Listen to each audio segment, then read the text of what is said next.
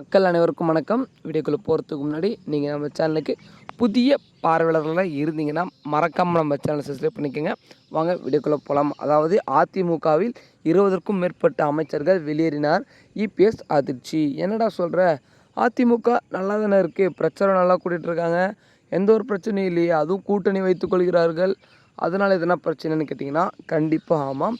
கூட்டணி வைப்பதால் வரும் பிரச்சனைகள் என்னவென்று நான் சொல்கிறேன்.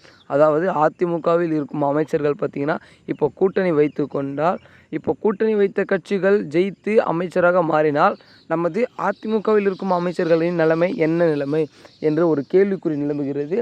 அது மட்டும் இல்லை, நமது அதிமுக பார்த்திங்கன்னா ஓரிரு கட்சிகள் இல்லாமல் ஒரு 5-6 கட்சிகளுடன் கூட்டணி சேருவதாக தகவல் வெளியாகிருக்கு. அதில் மிகப்பெரிய கட்சி, முக்கியமான கட்சினா அது நம்ம தாவேகா கட்சி தான். அந்த கட்சியுடன் கூட்டணி சேர்ந்தால் இவர்களுக்கு அமைச்சர் பதவி இருக்காது என்று அதிமுகவில் இருக்கும் அமைச்சர்கள் நினைத்து அவர்கள் வெளியேறுவதாக ஒரு தகவல் வெளியாகிருக்கு. அது மட்டும் இல்லை, அவங்க வெளியேறி என்ன தான் பண்ண போகிறாங்க அப்படின்னு கேட்டிங்கன்னா, அதாவது அதிமுகவுக்கு எதிர்கட்சியுடன் இணைந்து சேர்ந்து அவங்க வேலை செய்யுள்ளதா ஒரு வதந்திகள் பரவிட்டுருக்கு. இது உண்மையாக பொய்யான்னு தெரில. இது எப்போ நடக்கும்னு கேட்டிங்கன்னா, எப்பொழுது அதிமுக கூட்டணி சேருகிறதோ மற்ற கட்சிகளுடன், அப்பொழுது இந்த கேள்விக்குறி பார்த்திங்கன்னா எழும்பும். அது மட்டும் இல்லை, வருகிற 2026 சட்டமன்ற தேர்தல் நெருங்கி கொண்டிருக்கும் வகையில் இதை அவங்க முடிவெடுத்தே ஆக வேண்டும், அதாவது அதிமுகவினர். அது மட்டும் இல்லை, மக்கள் அனைவருக்கும் ஒரு இன்ப அதிர்ச்சி தான் நான் சொல்லுவேன்.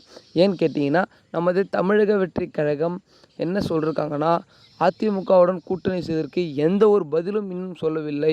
அதாவது என்னென்னா, மக்கள் என்ன விரும்புகிறார்கள் என்றால், விஜய் தனித்து நின்றே போட்டியிட்டு ஜெயித்து விடுவார் அப்படின்னு சொல்கிறீங்க.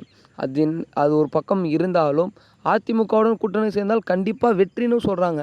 இது ரெண்டுத்தில் எது நடந்தால் மக்களுக்கு நல்லது என்பதை பொறுத்திருந்து பார்க்கலாம். உங்களுக்கு யார் வேண்டும் என்று நீங்கள் தான் கமெண்ட் பண்ணணும். ஏன்னு கேட்டிங்கன்னா, 2026 முதலமைச்சர் யார் என்று நீங்கள் தான் சொல்ல வேண்டும். உங்கள் கையில் மட்டும்தான் இருக்கிறது.